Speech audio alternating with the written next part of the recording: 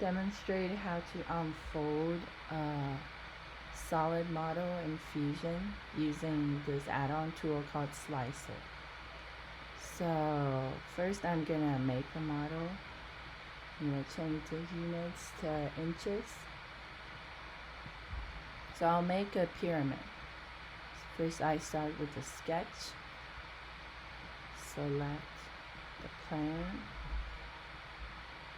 Do a center rectangle. 2 inches by 2 inches. Okay, and finish sketch. Then I'll extrude it about 2 inches also. Now change the taper angle on the top. Becomes a pyramid. Say okay.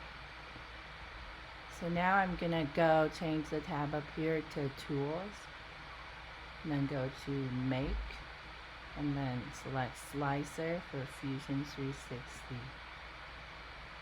So I'll select this pyramid. Okay. So it opens up slicer. And in here I change the, so make the model original sides. So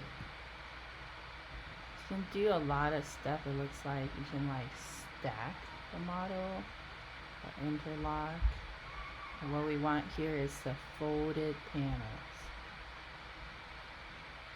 So and we'll select split panels. It looks like the joint type in here is seam. That gives it like extra, so we can go in here and actually like make another one. So make your custom and change the seam radius. I think you can use this to like account for like the curve width of the laser, for example, when you're cutting. Looks like the lowest it can go is like 0.001, which is, yeah.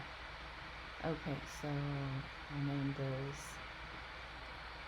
seam, no edges. Done. So I'll select, oh, did I not? I think I didn't name it. And then, yeah, so look, it just created the 5 parts. You can get plans here, and you can print I don't know what EPS is, PDF or DXF.